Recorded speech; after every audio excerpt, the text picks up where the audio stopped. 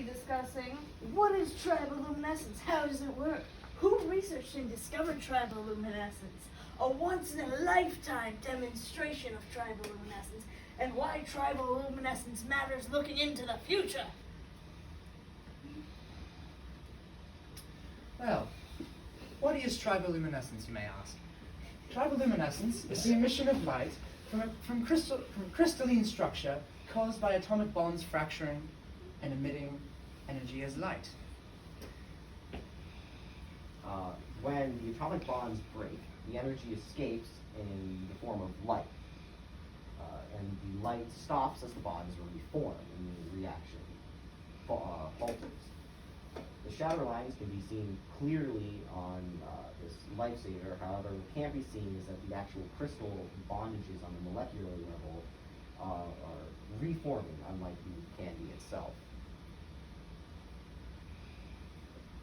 For an object to have triboluminescence, it must have impurities and an asymmetrical crystal structure so that it can fracture with friction.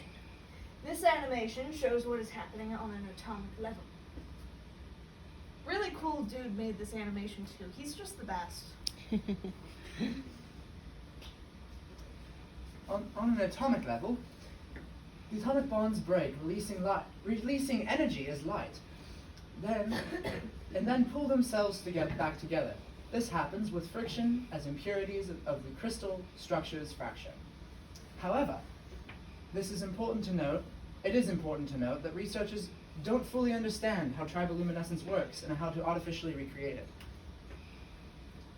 Here are a couple of big names in triboluminescence. We have Francis Bacon and Linda M. Sweeney. Not to be confused with Kevin Bacon. I made that mistake before. Anyway, and they're not siblings either. Francis Bacon! Or relatives in any way.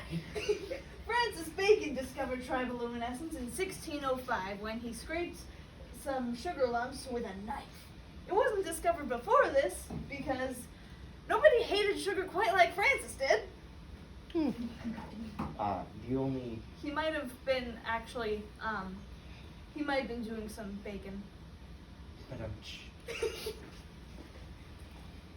Linda M. Sweeting studied triboluminescence extensively while at Towson University alongside some colleagues. Because she is one of, if not the foremost expert on triboluminescence, much of the research that has been done for this very presentation was directly from Linda's essays. Next, we're going to have a presentation of some examples of triboluminescence with quartz, duct tape, and lifesavers, but it might take a second because we just have to make sure that everything is nice and dark so it's easier to see. Okay, friends. You turned into a Canadian. Someone could go ahead and shut the door too. Make it extra dark for you. The American Revolution. When the British didn't have access. And then just for you guys, just be wary of the cord there. And let's put So first up, demonstrating triboluminescence via quartz and some quartz-containing compounds is ridge.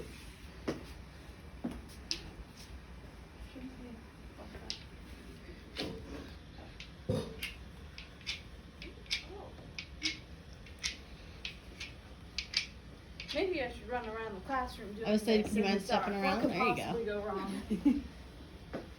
Many things. You could hit someone in the head with a rock. Yeah, watch your heads, everyone.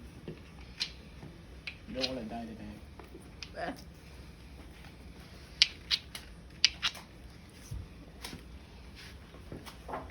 This is going well. looks good. I got it working.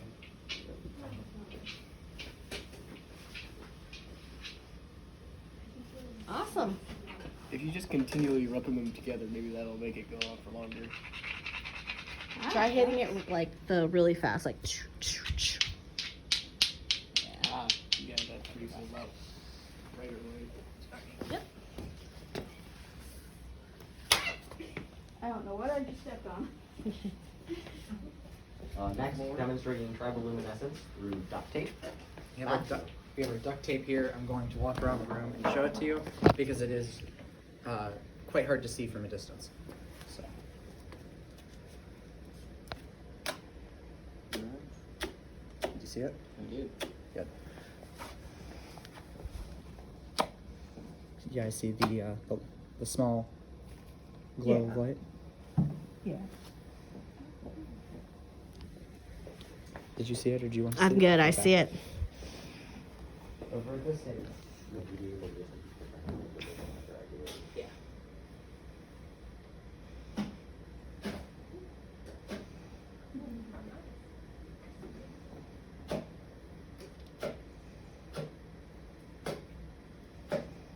see it? Just kind of, sort of, maybe?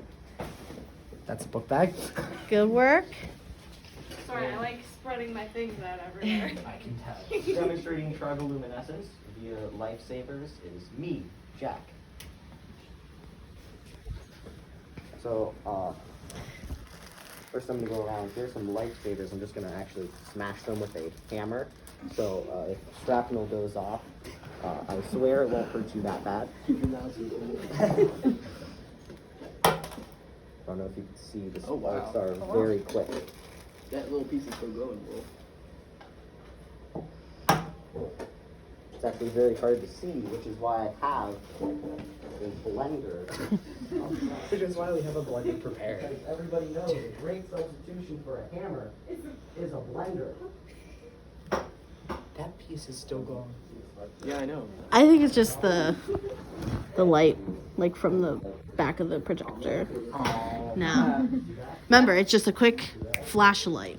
That blender there is a real lifesaver.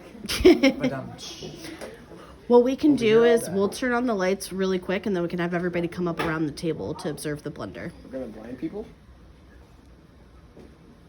Did you say blind people? Yes. We were just Why? talking about. We were just talking about turning on the lights. Please draw your attention to the front. We're going to. Hey, Jack, would you like our friends all the way up here so they can get close to them? would probably be better. So let's turn on the light real quick just so everybody can see where they're going. And then everybody, if you want, come on up and gather around the table to give you a better look. Just be careful of the things. Then we'll turn off the lights. I think this is the way that you'll be able to see it the easiest. Is everybody ready? Does everybody have clear view of the blender?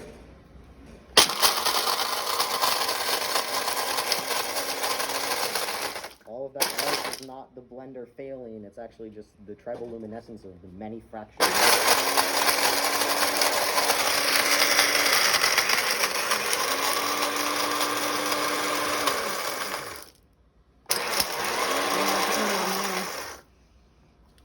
And if anybody would like some lifesaver dust, contact me afterwards. Yeah, just, snort it. It's free, right? It's free, right? Good work, friends. Go back to your seat. No, it's $1,000 per ounce.